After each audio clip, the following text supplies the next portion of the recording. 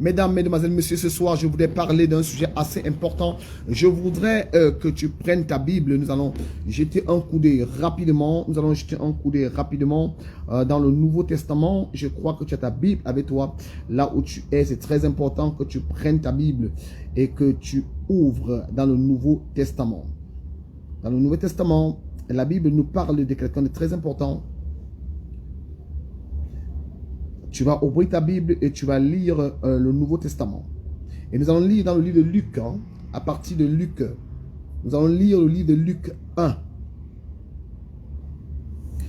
Nous allons demander à un serviteur de nous lire ici, le serviteur, tu as Luc 1, le serviteur Padel.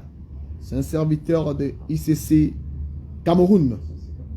Voilà, c'est ICC Cameroun, c'est un serviteur. Vous n'allez pas voir son visage bientôt, mais très bientôt vous verrez son visage. Alors, serviteur Padel, tu vas lire pour nous à partir du premier verset. Luc 1, premier verset. Oui. Plusieurs ayant entrepris de composer un récit. Un peu plus fort.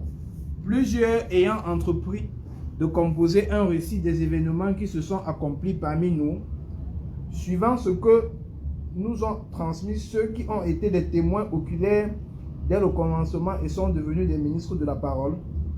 Il m'a aussi semblé bon, après avoir fait des recherches exactes sur toutes ces choses depuis leur origine, de te les exposer par écrit d'une manière suivie, excellente Théophile, afin que tu reconnaisses la certitude des enseignements que tu as reçus.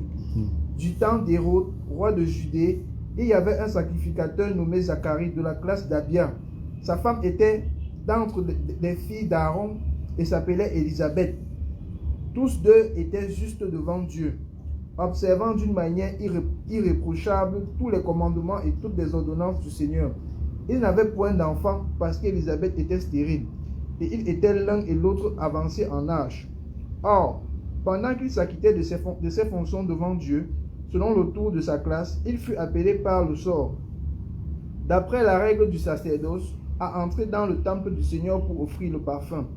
Toute la multitude du peuple était dehors en prière à l'heure du parfum. Alors, un ange du Seigneur apparut à Zacharie et se tint debout à droite de l'autel des parfums. Zacharie fut troublé en le voyant et la frayeur s'empara de lui. Mais l'ange lui dit, « Ne crains point, Zacharie, car ta prière a été exaucée. Ta femme Élisabeth t'enfantera un fils et tu lui donneras le nom de Jean. Il sera pour toi un sujet de joie et d'allégresse, et plusieurs se réjouiront de sa naissance. Car il sera grand devant le Seigneur, il ne boira ni vin ni liqueur enivrante, et il sera rempli de l'Esprit Saint, dès le sein de sa mère. Il ramènera plusieurs des fils d'Israël au Seigneur leur Dieu. Il marchera devant Dieu avec l'esprit et la puissance d'Élie, pour amener les cœurs des pères vers les enfants et les rebelles à la sagesse des justes, afin de préparer au Seigneur un peuple bien disposé. Zacharie dit à l'ange, « À quoi reconnaîtrai-je cela? Car je suis vieux et ma femme est avancée en âge. » L'ange lui répondit, « Je suis Gabriel, je me tiens devant Dieu. J'ai été envoyé pour te parler et pour t'annoncer cette bonne nouvelle. Et voici, tu seras muet et tu ne pourras parler jusqu'au jour où ces choses arriveront, parce que tu n'as pas cru à mes paroles, qui s'accompliront en leur temps. » Cependant, le peuple attendait Zacharie et s'étonnant de ce qu'il restait si longtemps dans le temple. Quand il sortit, il ne put leur parler et il comprit qu'il avait eu une vision dans le temple. Et il leur faisait des signes et il resta muet. Lorsque ces jours de service furent écoulés, il s'en alla chez lui. Quelque temps après, Élisabeth, sa femme, devint enceinte. Elle se cacha pendant 5 mois, disant, « C'est la grâce que le Seigneur m'a faite, quand il a jeté ses yeux sur moi, pour ôter mon opprobre parmi les hommes. » Au 6e mois, l'ange Gabriel fut envoyé par Dieu dans une ville de Galilée appelée Nazareth, auprès d'une vierge fiancée. Amen. Seigneur, je te bénis, je t'exalte ce soir parce que tu parleras à une femme, à un homme ce soir. Tu vas transformer ma voix en fleuve de vie pour ce peuple au nom de Jésus-Christ. Amen. Assieds-toi, serviteur. Mesdames, Mesdemoiselles, Messieurs, ce soir, nous voulons parler du temps du silence. Le temps du silence qui existe entre le moment de l'Ancien Testament et le Nouveau Testament. Lorsque nous avons une Bible, nous allons constater que la Bible est divisée en deux parties.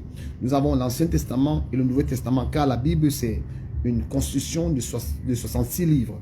C'est vrai qu'il y a d'autres Bibles qui portent plus de 66 livres. Il y a les Bibles de 69, de 72, de 73 livres. Mais nous, selon la canonisation que nous avons reçue, l'autre Bible a 66 livres. Et dans les 66 livres, c'est divisé en deux. Nous avons une partie qui appartient à l'Ancien Testament, une autre partie qui appartient au Nouveau Testament. Et pendant la canonisation de la Bible, nous constatons que la Bible a été constituée avant l'arrivée de Jésus-Christ. Nous avons les parchemins, ce n'était pas des Bibles en tant que c'était des parchemins. On te dit que lorsque Daniel était en train de, lorsqu'il constata dans les Écritures, c'était des parchemins, et lorsque Jésus entrait au temple, Jésus ouvert, il ouvrait, c'était des pages, en fait, c'était des que dirais-je, c'était des parchemins. En fait, ces parchemins, c'était en fait des pots en cuir qu'on avait écrit dessus. Et Jésus pouvait ouvrir et lire dessus et pouvoir expliquer aux gens. Alors, la Bible commence à être écrite après la mort de Jésus et que les gens vont mettre ensemble tout ce qu'on appelle maintenant la canonisation, qui est en fait le suivi, le processus d'acquérir les livres qui rentreront dans la Bible. Parce que la Bible n'est pas un livre, la Bible est l'ensemble des livres venus ensemble, venus pour édifier le peuple de Dieu, édifier le monde évangélisé. Et lorsque nous regardons ceci, nous voyons que dans l'Ancien Testament commence de Genèse à Malachie. De Genèse à Malachie, il y a eu des prophètes, il y a eu des rois et autres. Mais ces prophètes-là, le dernier prophète que nous aurons, ce sera le prophète appelé Malachie. Malachie explique beaucoup de choses dans ses écritures. Après, Malachie mourra en 460 avant Jésus-Christ, avant l'arrivée de Jésus-Christ. Et vous devez savoir que le temps est compté selon Jésus. Il y a avant et après Jésus-Christ. Et pendant dans ce moment, après la mort de Malachie, il y aura une confusion parce que les gens vont attendre un nouveau prophète qui va venir. On n'aura pas de prophète. Pendant plusieurs années, il n'y aura pas de prophète. Et il y aura une difficulté. Il y aura une difficulté qui va se poser. Mais pendant même la présence de Malachie, il y a eu des gens qui ont influencé. Pendant la présence de Malachie, il y a des gens qui ont influencé pendant que Malachie vivait. Il y a des gens qui ont influencé le monde. C'est de ça un peu que nous parlerons ce soir. Nous parlerons ce soir de ce silence. Mais ce silence est un silence plutôt biblique. Ce n'est pas un silence écrit, parce que ce silence a des livres où nous pouvons continuer à lire et comprendre le silence. Que ce n'était pas un silence bibliquement, on n'en parle pas trop, mais ce silence est dans la Bible, mais ce silence n'est pas révélé au monde se révéler. C'est pour ça que John Wesley, c'est un évangéliste anglais du 19e siècle, il disait une chose assez importante. Il dit que chaque serviteur de Dieu doit porter la Bible à sa main droite et porter les écrits ou encore les informations à la main gauche. Donc il doit mener tout ça ensemble, qu'on appelle encore l'héméneutique en théologie. Mais amener tout ça ensemble pour pouvoir comprendre en fait c'est que la parole de Dieu. Alors pendant donc cette période, je parle bien de la période morte ou encore la période de silence ou la période encore intertestamentaire. C'est-à-dire c'est une période où on ne parle pas, on ne parlait pas de Dieu. En fait, on parlait de Dieu, mais chaque peuple, chaque personne pouvait se lever, interpréter la Bible de sa façon et se faisait dire que je suis un envoyé de Dieu. Et puis un envoyé de Dieu ne se dit pas de bouche, mais ça se démontre. Ils avaient appris ça en fait. Ils avaient appris ça parce que ils ont vu Malachie qui s'est démontré. On a vu les Daniel qui s'est démontré. On a vu les symphonies. Ils ont vu plusieurs serviteurs de Dieu qui sont démontrés dans la Bible. Donc pour eux, c'était guère de savoir que tu vas te dire que je suis serviteur de Dieu alors que en fait on ne voit pas ce que tu as fait. On a vu les gens comme les Habakkuk qui ont montré la puissance, Sophonie qui ont montré la Agé, Zacharie. On a vu des gens comme les Jonas qui sont les Michée. On a vu des gens comme Amos. On a vu des gens comme les Osée, les Daniel, les Ézéchiel. On a vu des gens comme les Ésaïe. On a vu des gens comme que dirais-je, les personnes, les Néhémie qui sont montrés. On a vu des personnes comme Esther qui s'est démontré cette femme. On a vu des gens comme les Job qui ont montré. On a vu des gens comme les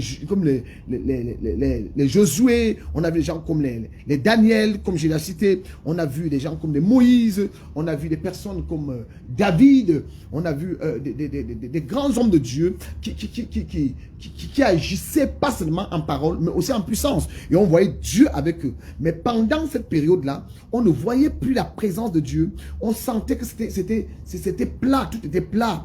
Et les gens étaient habitués à une manifestation de la puissance. Mais il y a des gens qui ont influencé. Je vous parlerai d'abord, nous allons commencer par le plus ancien, mais nous commençons par quelqu'un qui est connu à travers le monde entier, dans le monde de la mathématique, parce que parfois les gens pensent que l'église c'est le lieu des pauvres, ou c'est le lieu des sots, ou des sots, le lieu des insensés, le lieu des personnes qui ne sont pas allées à l'école. Non, c'est plutôt une grande erreur. Il y avait des gens comme Pythagore. Pythagore est né en 560 ans avant Jésus-Christ. Donc Pythagore, pendant la naissance de Pythagore, Malachie existait déjà. Malachie manifestait sa puissance. Malachie était là, mais Pythagore est né pendant la période. Pythagore est né pendant la période. Et Pythagore a agi, a manifesté sa puissance, a agi, quand je ne parle de sa puissance, s'il vous plaît, pour ceux qui ne savent pas, Pythagore était d'abord un serviteur de Dieu. Pour ceux qui ne savent pas, Pythagore, c'est on appelle un réformiste de religion. C'est-à-dire, il a amené les gens à comprendre la religion de sa façon. Vous comprenez? Les gens comme les Malachie comprenaient la religion uniquement focalisée sur Dieu, Dieu, Dieu, Dieu. C'est ça. Vous savez, quand Dieu appelle les gens, Dieu nous appelle de sa façon. Dieu peut t'appeler de les servir uniquement dans la délivrance. Il peut t'appeler de les servir uniquement dans la prospérité. Il peut t'appeler de les servir uniquement dans la charité. Il peut t'appeler de les servir uniquement dans le domaine de l'évangélisation, comme les Renat Bonke que nous avons connus. Il peut t'appeler de les servir uniquement peut-être dans le domaine, je ne sais pas, dans n'importe quel domaine. Mais j'étudie aux hommes de Dieu, si tu n'as pas un don, ne critique pas le don des autres. J'ai vu des hommes de Dieu qui critiquent, non, la délivrance n'existe pas, la prophétie n'existe pas, les gens qui prêchent la prospérité, ça n'existe pas. Qui t'a dit que ça n'existe pas? Dieu appelle chacun dans son couloir. Et nous tous maintenant, nous formons, nous bâtissons, parce que nous sommes tous les bâtisseurs de l'édifice de Dieu. Donc Dieu ne va pas tous nous appeler dans le ministère où Dieu t'a appelé. Parce que tu es du ministère de la prophétie, il faut que tout le monde soit prophète. Non, tout le monde n'a pas été prophète. Les cinq ministères sont avec nous. La Bible déclare dans le livre d'Éphésiens 4, verset 11, il dit, certains, Dieu a appelé certains comme pasteurs, certains comme prophètes, certains comme évangélistes, certains comme enseignants, certains que dirais-je, apôtres. Il l'a appelé dans tous les domaines. Donc, et Dieu en ce moment, il y avait des gens comme les Pythagore qui sont venus, mais qui ont amené le monde, qui ont fait une révolution dans le monde. Et lorsqu'on parle de Pythagore, les chrétiens font comme si, Pythagore c'est qui? Non, ça ce sont les francs-maçons. Écoute-moi s'il te plaît. S'il te plaît. Il ne faut pas que les gens confondent les choses. Il ne faut pas qu'on confonde les choses. Et puis, on va nous prendre pour les abrutis. Et c'est pour cela qu'il faut que l'Église soit enseignée dans ce domaine. Que pendant la période silencieuse, là, il y a des gens qui ont influencé, comme les Pythagore, les gens comme les Socrates, les gens comme les Platon, les gens comme les Sophonies. Ils ont influencé. Ils ont influencé. Et quelle était l'influence? L'influence était par rapport aux découvertes qu'ils ont apportées. Je vais te prendre un nom comme Pythagore. Pythagore va sortir la méthode pour calculer l'hypoténuse du triangle. Il va sortir comment calculer l'hypoténuse triangle égale à leur hauteur, à la hauteur au carré plus la base au carré. Il sort la méthode. Et cette méthode sera reconnue par le monde entier jusqu'à aujourd'hui. Là où vous êtes maintenant, les étudiants, vous savez comment calculer l'hypoténuse grâce à qui? À Pythagore. Nous avons les méthodes, nous avons les théorèmes de Pythagore. C'est grâce à lui. Et ceci, c'est quelqu'un qui a influencé et que l'Église doit reconnaître. Pendant cette période qu'on appelle la période silencieuse, c'est une période où Dieu voulait parler parce que Dieu préparait le monde. Et c'est grâce à cette technologie que nous sommes aujourd'hui sur Internet. Parce que les gens vont dire, ah non, Internet c'est pour les sorciers. Internet, moi je sais pas, tu n'es pas sur Internet. Si tu n'es pas sur Internet, on n'était pas sur Internet, c'est qu'aujourd'hui on prêche comment? Maintenant on va fermer toutes les églises. Vous allez faire comment? Et c'est ça le problème que ça va avec les chrétiens. Certains pensent que le Dieu, c'est le Dieu de leur chambre. C'est le Dieu qui doit conforme. Non, chez nous, on ne met pas le foulard. Chez nous, on ne met pas le rouge à lèvres. Chez nous, on ne met pas le rouge au nez. Chez nous, on ne met pas comme ça. Qui vous raconter que Dieu est comme ça même? Ça, c'est le Dieu de votre maison. Dieu n'est pas comme ça. Dieu est universel. Dieu, c'est le Dieu qui est le Dieu de tout le monde. C'est Dieu qui a créé le diable pour toi qui ne sais pas. Et il a donné, il a dit, voici, je vous ai créé. Il y a deux chemins. Le mal et le bien. Mais je te conseille de choisir le bien. Parce que le mal, il y aura les temps de feu. Le mal, il y aura l'enfer. C'est tout. Si toi, tu préfères aller faire le mal, tu iras en enfer. Si tu peux faire du bien, tu iras au paradis. Ça, c'est ça Dieu. Mais que tu n'oublies pas aussi qu'il y avait des gens qui ont influencé et qui étaient les serviteurs de Dieu. C'est pour ça que Dieu aux gens qui écoutez, être serviteur de Dieu n'est pas être un stupide ou être une stupide. Que personne ne t'influence parce que tu es serviteur de Dieu, parce que tu es servant de Dieu. Nous aussi, nous avons, comme dit l'apôtre Paul. L'apôtre Paul dit, moi aussi, j'ai travaillé même plus que eux. Moi aussi, je peux me réclamer comme Romain. Parce que l'apôtre Paul portait un passeport romain avec lui. La nationalité romaine. Quand on a commencé à l'influencer, c'est en ce moment qu'il a rappelé à ces gens que, attention, moi j'ai la nationalité romaine. Je suis aussi juif comme vous. C'est pas parce que je prêche l'évangile que vous allez croire que je suis un ivrogne ou je suis quelqu'un qui n'a pas... Non, moi aussi j'étais à l'école. Le master que vous voulez, le doctorat, moi aussi j'ai eu cela. J'ai été dans ces universités. Et j'ai aussi enseigné dans les universités. C'est pas parce qu'aujourd'hui on prêche l'évangile qu'on va nous prendre comme de la tomate. Non. Dans nos églises, nous avons des gens, celui qui vient de lire tout à l'heure, il a au moins 3 masters avec lui. Mais il se soumet pour servir Dieu. Il n'est pas stupide. Demain, qu'elle sera consacré pasteur, quelqu'un ne se lève pas pour dire que celui c'est même qui. Parce que tu es assis dans ton bar avec ta bouteille de bière, tu bois, tu regardes les gens, tu crois que tu es arrivé. Et c'est comme ça que l'apôtre Paul dit, c'est pas à cause de ça que personne ne me fasse du tort, car je porte des marques de Christ sur moi. Que personne ne me fasse du tort. C'est à cause de Christ que je suis aujourd'hui ce que je suis. Si ce n'était pas Christ, peut-être que tu n'aimes pas avoir même la possibilité de me dire bonjour en route. Ah oui, il y en a plusieurs comme ça. Si ce n'était pas Christ, parce que plusieurs de nous, certains de nous, tu vas voir dans les églises, quelqu'un qui ne peut même pas te dire bonjour dehors. Mais parce que vous êtes en Jésus, il peut se lever, l'ouvre la bouche et parle de toi. Quelqu'un qui ne peut même pas te saluer dans le monde. Je vais parler un peu comme dans le monde, comme dit l'apôtre Paul. Je vais parler un peu dans la chair. Certains même qui ne savent même pas écrire leur nom. Même former une phrase en français correctement, ils ne savent pas le faire. Mais parce que tu es devenu serviteur de Dieu, ils vont se lever, ils vont t'insulter, ils vont se lever, ils vont dire n'importe quoi de toi. Ah, c'est un pasteur. Et dans la tête, c'est que le pasteur, c'est un abruti. Alors faites attention. Faites attention. Il y a les hommes de Dieu qui ont étudié. Ils n'ont pas sacrifié leurs études. Dieu les a envoyés à l'école. Ils ont fait des cours. Ils ont fait certaines formations parce que Dieu voulait qu'au travers de cette formation, voilà ce qu'ils vont devenir. Voilà ce qu'ils seront demain. Donc, c'est pour ça que j'ai l'habitude de dire aux serviteurs, aller à l'école, c'est important. Aller à l'école, c'est très important. Aller à l'école, c'est très important. Merci Donald. Donald, il me dit l'hypoténuse est la somme du carré des deux côtés et du triangle rectangle. C'est ça mon fils, que le Seigneur te bénisse. On sent quand même quelqu'un qui a été à l'école.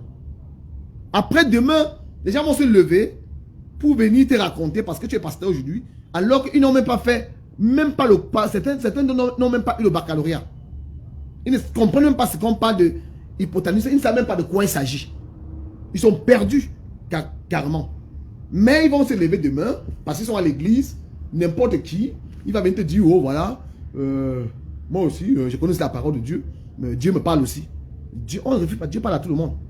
On ne refuse pas. Mais il faut savoir que dans un langage, à un moment donné, chacun doit prendre sa place.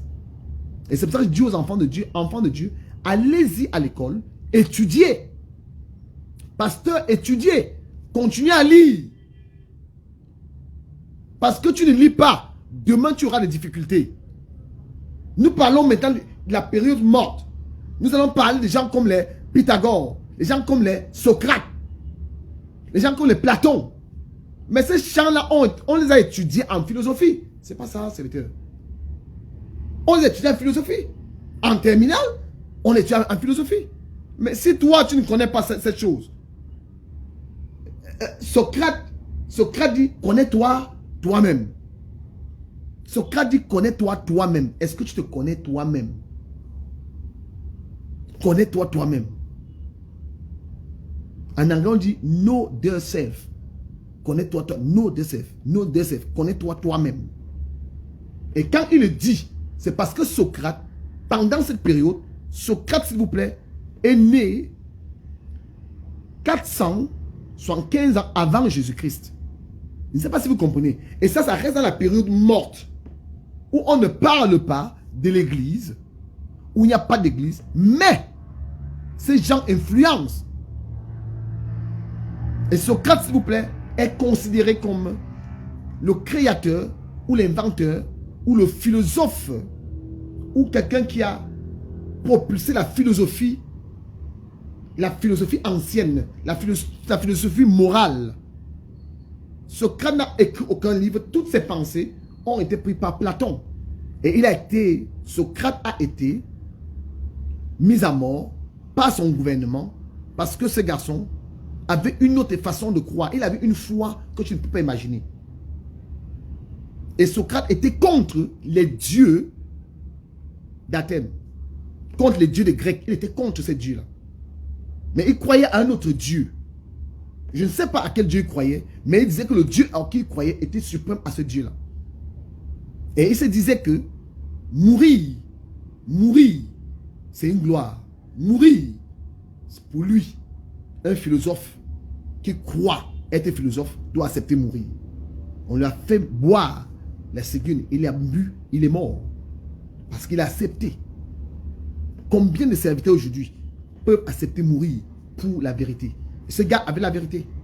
Et il a même dit que la révélation qu'il donne au peuple ne vient pas de lui, mais que ça venait, c'était divin. Ça venait de Dieu.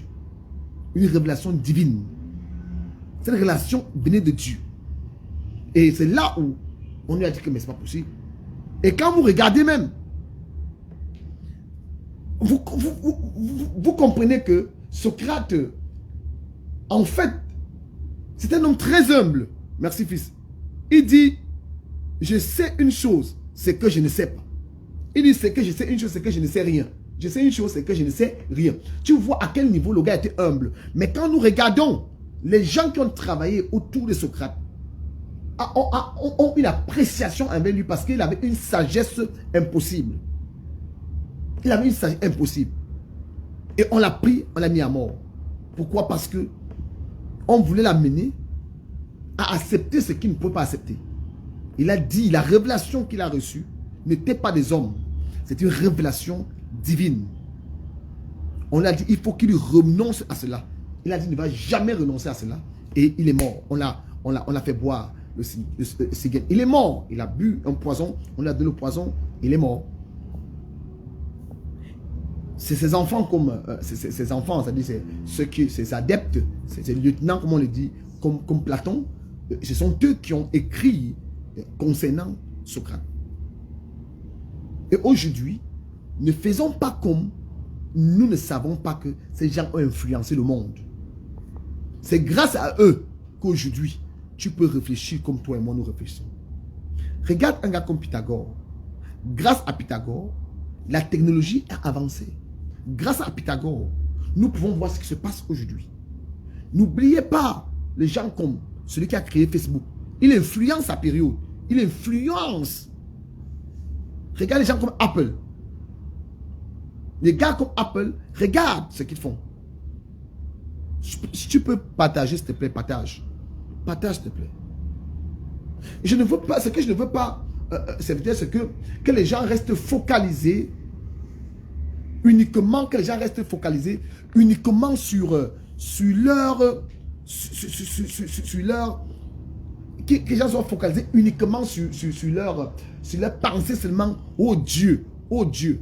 Même si les gens croient, un homme comme Mark Zuckerberg, celui qui a créé Facebook, c'est quelqu'un qui croit en Dieu aussi. Hier, je parlais hier par rapport aux Lions indomptables qui sont allés faire les gris-gris pour gagner leur match. J'ai dit, mais dans le domaine sportif, vous croyez que les gens avec qui vous jouez aussi ne croient pas en Dieu? Mais quand vous avez fait des gris-gris, ils vont vous battre.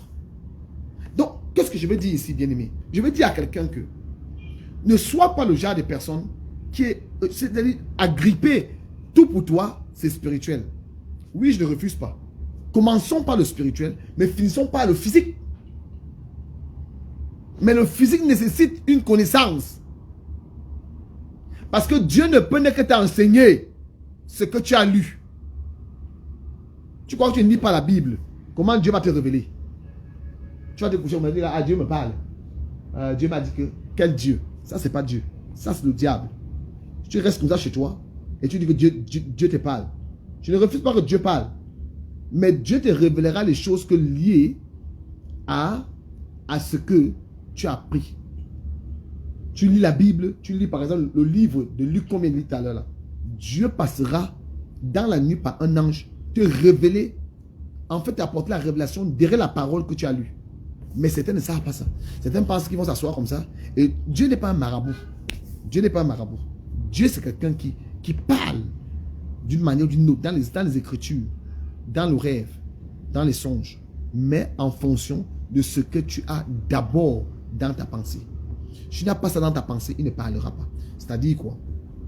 Je te prends un exemple. Le monsieur qui a créé Caterpillar, c'est un enfant de Dieu. Il était très pauvre. Très pauvre. Un jour, j'étais couché chez lui. Il voulait savoir comment il peut faire pour s'en sortir. Et Dieu lui a donné cette révélation pour qu'il puisse comprendre. Et aujourd'hui, laissez-moi vous dire, Caterpillar, c'est l'une des plus grosses structures dans le monde entier. L'une des plus grosses structures. Et là où nous sommes maintenant, écoutez-moi, je voudrais que tu comprennes, frères et sœurs, que là où nous sommes appelés à pouvoir lire, connaître. Tu sais pourquoi? C'est parce que le monde d'aujourd'hui, c'est le monde des gens qui ont l'intelligence. Le monde d'aujourd'hui, c'est des hommes et des femmes qui ont la connaissance approfondie. Tu seras appelé à aller évangéliser un philosophe, un médecin, un grand architecte. Et pendant que tu seras en train d'évangéliser un architecte, en train d'évangéliser un professeur, un agrégé en sciences, qu'est-ce que tu vas lui dire? Tu vas parler de quoi? Et quand il va commencer à parler, tu vas te perdre. Il va te parler de la philosophie, tu vas te perdre. Quand il va te dire que même ton Jésus que tu parles, tu ne sais pas que Pythagore est né avant lui. Tu vas dire que Pythagore, Jésus. Il y a des gens comme, j'ai croisé des gens comme ça. Quelqu'un dans une voiture, hein, dans un bus que je prenais, je voyageais, et il y avait un monsieur qui parlait, et il disait à la personne que Pythagore existait avant Jésus. Mais ce monsieur, cet homme-là a discuté, il a déchiré sa Bible. J'avais honte à sa place. Et je ne peux pas dire que oui ou non. Je suis resté calme. J'avais honte. Pourquoi? Parce qu'ils ne lisent pas. Ils sont dans leurs églises où on les abrutit. Je ne sais pas. Faya, on va tuer, on va casser, on tue mais ce qu'on ne voit pas. On a tué le diable tous les jours. Mais au lieu d'amener le peuple, parce que nous devons amener le peuple. Je parle à la nouvelle génération. Ne restons pas comme les anciens là. Peut-être à leur temps, il n'y avait pas. Vous avez face à vous c'est-à-dire que une cible avertie. Les chrétiens d'aujourd'hui, ceux que vous avez à évangéliser, sont les personnes averties. Tu vas trouver quelqu'un qui est calé, peut-être en technologie, Il va te dire que toi, tu veux me dire quoi par rapport à tel, à ceci. Regardez par exemple l'histoire du coronavirus aujourd'hui. Regardez où nous sommes. Certains pasteurs sont même traumatisés. Certains pasteurs ne savent même plus quoi dire aux fidèles. Ça me choque parce que tu vois les pasteurs, on va faire comment? Est-ce qu'on va se vacciner? Ils ont peur. Est-ce que vous savez pourquoi les rois allaient voir les prophètes dans le passé? Parce que quand ils allaient vers les prophètes les amenaient la vérité qu'il y avait dans la politique. Le monde cherche une solution. Qu'est-ce que l'Église dit? Qu'est-ce que nous les prophètes nous disons au monde? Est-ce que le corona doit s'arrêter ou pas? Il y a des églises qui ont pris. Fire, que le corona. Mais vous oubliez que pendant que vous priez, est-ce que vous ne savez pas que Dieu a dit dans sa parole que ceci doit s'arrêter? Est-ce que Dieu l'a dit? Ne nous mettons pas à gêner comme des malades. La Bible dit que Daniel le dit dans le Daniel 9. Il dit lorsqu'il eut la révélation de l'écriture qu'après 70 ans, Israël devait sortir de la captivité. Il dit alors je pris un jeûne. Je rentrais dans la cendre et je me couvrais de cendre pour implorer mon Dieu. Et il se mit à prier. Pourquoi? Parce qu'il avait la révélation. La révélation s'obtient à l'écriture. Aussi longtemps que tu ne lis pas, tu n'auras pas la révélation. Attends, on lit ça. Regarde Daniel là-bas. C'est important de lire.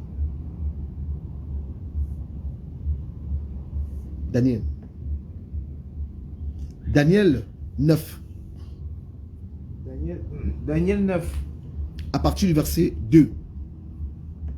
La première année de son règne, moi, Oui. Daniel, Oui. je vis pas les livres qu'il devait s'écouler. Je vis pas les livres. Il dit la première année de son règne, il parle ici de Darius. La première année du règne de Darius. Vous savez, c'est savoir que les prophètes ici travaillaient toujours avec les rois. Les rois allaient toujours vers les prophètes. Ils allaient toujours vers les prophètes. Pourquoi? Parce qu'ils attendent la révélation des fils de l'homme. Le fils de l'homme, c'est qui? C'est toi. Qui viendra? Où vient la révélation? La révélation vient de l'écriture. Et l'écriture, c'est ce que tu vas lire. Tu ne lis pas, tu n'auras pas la... Oh, Jésus de Nazareth. Tu ne lis pas, tu n'auras pas la révélation. Il dit, la première année de son règne, moi, Daniel, je vis par les livres qu'il devait s'écouler 70 ans pour... Il vit pas les livres. Quand il vit pas, ça veut dire qu'il a lu. Ce n'est pas les livres qu'il a lu. Ce n'est pas les livres qu'il a eu l'information. Il avait peut-être l'habitude de lire ces livres-là. Mais il n'avait pas la révélation. Bah, tu peux lire sans avoir la révélation. Tu peux lire sans avoir la révélation. Mais ce jour, il a eu la révélation. Il dit, je vis par les livres qu'il devait s'écouler 70 ans pour la ruine de Jérusalem, après le nombre d'années dont l'Éternel avait parlé à Jérémie le prophète. Il savait parce que Dieu avait dit à Jérémie, Jérémie, ce peuple ira en captivité. Après 70 ans, je vais les délivrer. Mais Daniel avait l'habitude de lire ces livres-là, mais il ne comprenait pas. Mais un jour, Dieu a enlevé, Dieu enleva cette bâche, ceci qui était dans ses yeux. Quand Dieu a enlevé cette écaille qui portait aux yeux, il a eu la révélation. C'est comme si quelque chose s'est déconnecté sa tête. C'est là où il a dit, waouh! Pendant que je parle, ma prière, c'est que Dieu accorde la révélation à une femme, à un homme au nom de Jésus. Je déclare que Dieu t'accorde la révélation. Je déclare que Dieu t'accorde la révélation. Pendant que je parle, que Dieu enlève ce masque. Que Dieu enlève cette écaille dans tes yeux. Que Dieu enlève, que Dieu enlève, que Dieu enlève au nom de Jésus-Christ. Que Dieu enlève. Que Dieu enlève. Que Dieu enlève ce masque satanique. Que Dieu enlève ce masque diabolique qui t'empêche de comprendre sa parole. Qui t'empêche d'avoir la révélation. Qui t'empêche Parce que, bien aimé, c'est qui délivre l'homme, qui délivre une nation. Ce n'est pas la parole de Dieu, mais c'est la révélation de la parole de Dieu. Est-ce que tu peux dire Amen pour que je parle? C'est la révélation de la parole de Dieu qui délivre l'homme. Ce n'est pas la parole. Parce que les Écritures peuvent sortir, mais il n'y a pas de révélation. Les Écritures, tu peux lire aussi longtemps que tu n'as pas de révélation. Un peuple qui n'a pas de révélation, c'est un peuple mort. Une église sans révélation, c'est une église morte. Un foyer sans révélation, c'est un foyer mort. Une amitié sans révélation, c'est une amitié morte. Il dit maintenant, d'après le nombre d'années dont l'Éternel avait parlé à Jérémie le prophète. Lis le verset 3e. Fort. Je tournais ma face vers le Seigneur Dieu afin de recourir à la prière. Je tournais ma face vers le Seigneur Dieu. Et aux supplications. Il tourna sa face pourquoi? Il tourna sa face parce que il eut la révélation. Oh, que Dieu accorde la révélation à cette femme. Que Dieu accorde la révélation à cet homme.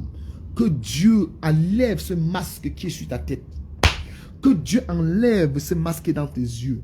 Au nom du Seigneur Jésus, je prie que l'Éternel Dieu affecte la vie d'une femme pendant que je parle. Oh, je suis en train de parler. Je sens une personne qui me regarde en ce moment. Tu as quelque chose qui te bloque au niveau de ton dos. J'ai dit au niveau de ton dos. C'est une parole de connaissance au niveau de ton dos que je te bloque. Depuis ce matin, tu n'arrives pas vraiment à te mettre debout, à te tendre. Pendant que je parle, Dieu me montre ça. Pendant que je parle, je déclare au nom du Seigneur Jésus-Christ, au nom du Seigneur Jésus-Christ, que ce mal disparaisse maintenant de toi, que ce mal disparaisse de toi, que ce mal disparaisse de toi. Pendant que je parle, je sens une personne qui a un mal au niveau de son cou. Tu as le mal au niveau de ton cou ici. C'est comme ça se bloque là. Pendant que je parle, c'est comme ça se bloque. C'est toi, bien-aimé, mais c'est moi. C'est moi. Et Dieu va te localiser. Dieu va te localiser. Tu dis c'est moi. Dieu va te localiser. Je déclare que ce mal disparaisse pendant que je mets ma main sur mon cou. Mets ta main sur ce cou-là au nom de Jésus. Je déclare que ce mal disparaît de ton cou au nom de Jésus.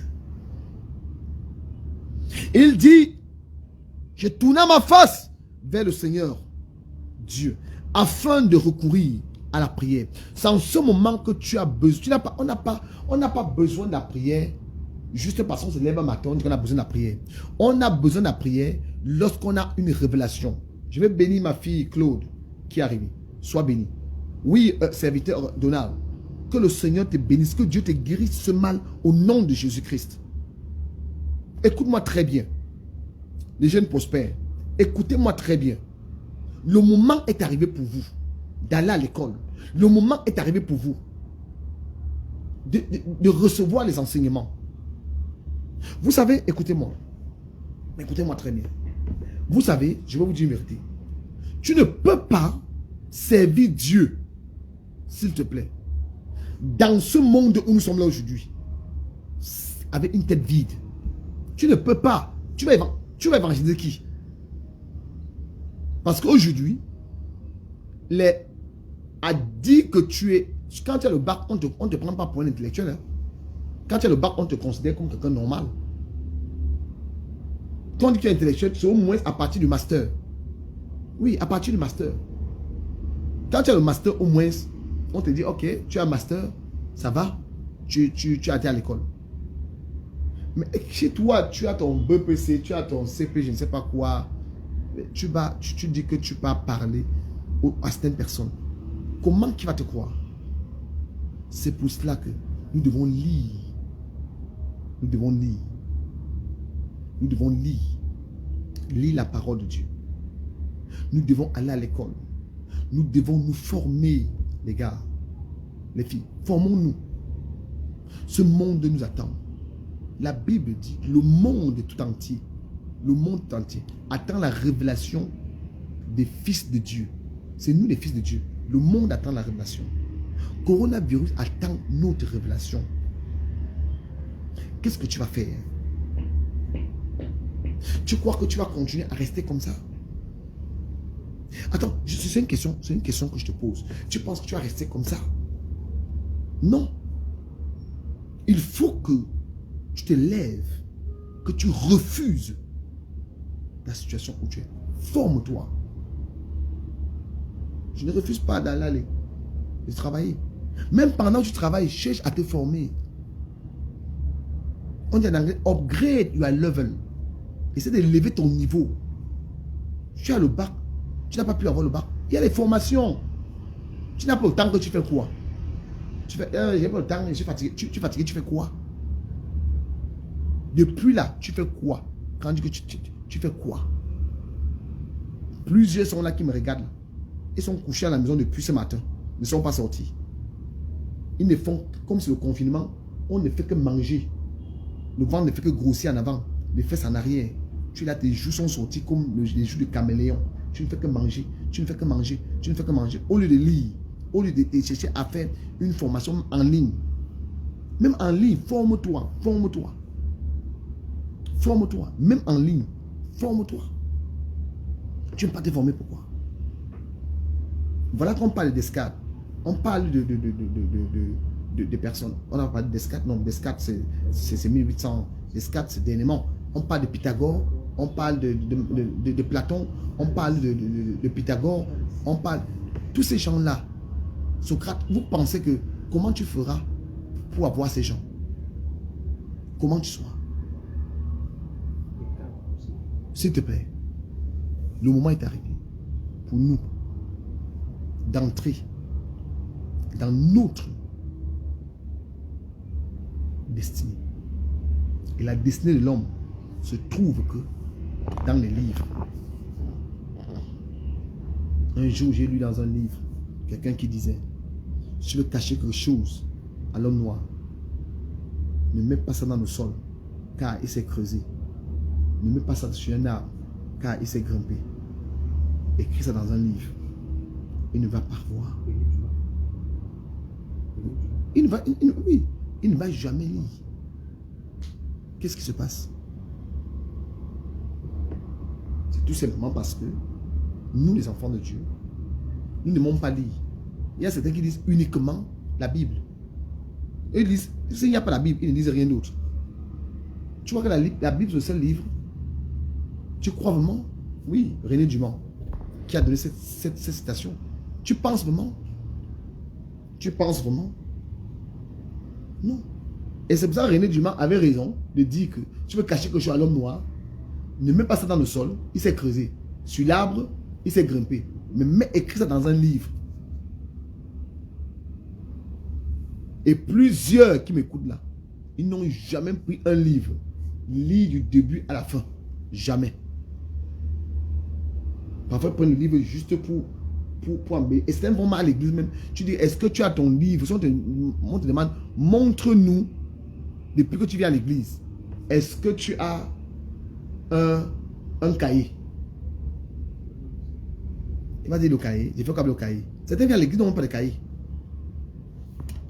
Ils sont assis à l'église, ils regardent. On parle. Maintenant, comme on a des téléphones portables, ils n'ont même plus de Bible. J'ai dit aux gens, ayez les Bibles.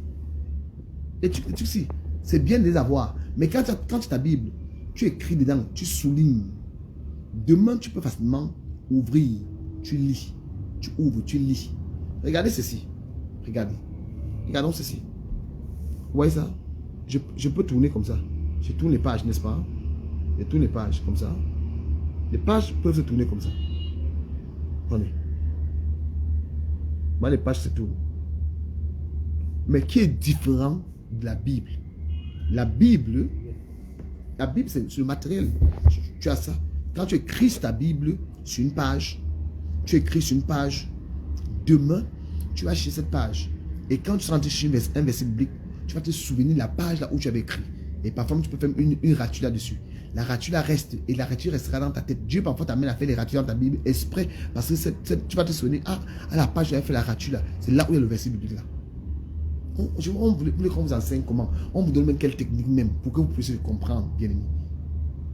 Je vais prier pour toi. Je vais prier pour toi.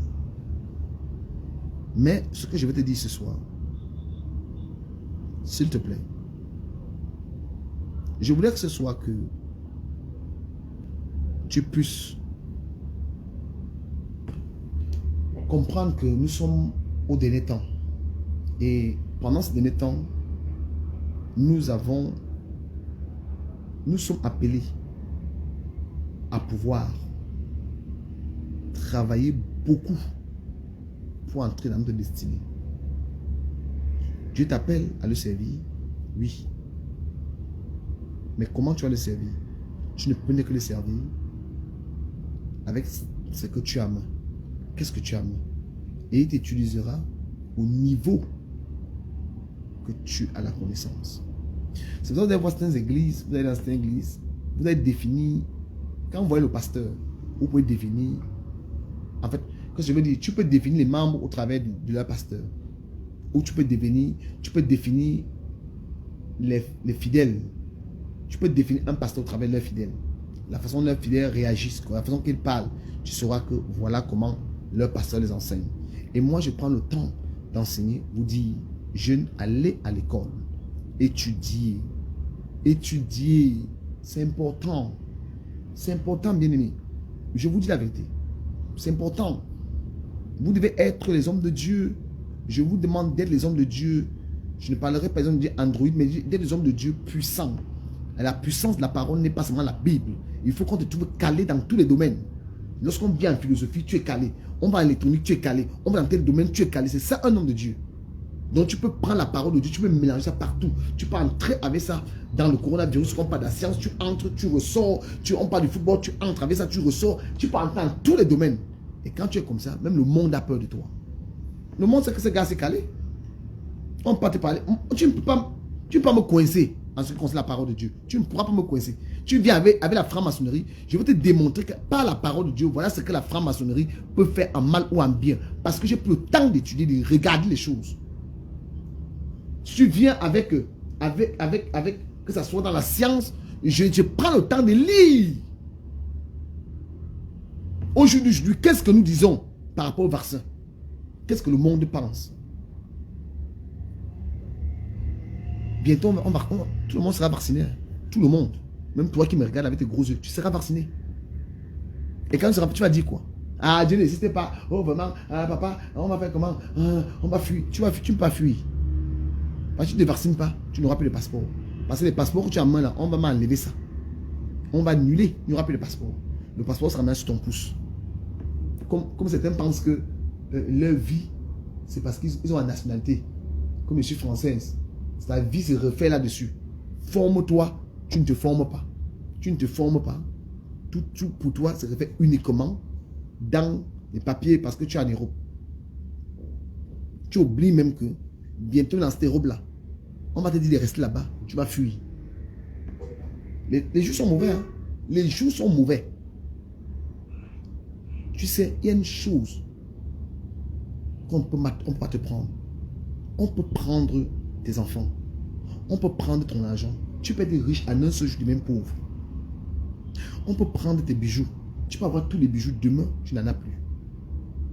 On peut prendre tes vêtements. Tu peux avoir beaucoup d'habits. Un jour, on vole tout. Tu peux avoir les belles voitures. Un jour, ça disparaît. Tu peux avoir un beau mari, une belle femme, les beaux enfants. Un jour, ça disparaît. Meilleure chose qu'on ne peut pas prendre, c'est ton intelligence. Les gens peuvent tout prendre, mais ton intelligence restera. C'est pour ça que je dis à certaines personnes, dans ce pays où vous êtes, où vous avez la possibilité d'acquérir l'intelligence, l'éducation, allez-y. Ne courez pas derrière les petits boulots, vous courez derrière les faux boulots là, vous montez les restaurants, vous dérangez les gens, vous dérangez. Éduquez-vous, éduquez-vous. C'est plus important que tout ça. C'est plus important. Je ne refuse pas que tu fasses un petit boulot, mais va à l'école. Tu n'es pas venu là-bas pour faire des faux boulots. En Europe, on peut aller à l'école jusqu'à n'importe quel âge. C'est ce qui est bien. On n'a pas honte d'aller à l'école. Moi, je vais encore à l'école, je n'ai pas honte. Pourquoi j'aurais honte d'aller à l'école? On a honte d'apprendre. On n'a pas honte d'apprendre. Il ne faut pas avoir honte d'apprendre. Un enfant de Dieu ne devrait jamais avoir honte d'apprendre. On continue à apprendre, non? Là où je suis en train d'enseigner, tu n'es pas en train d'apprendre, tu es en train d'apprendre. Et moi, mais je m'assois, moi j'écoute des enseignements, j'apprends.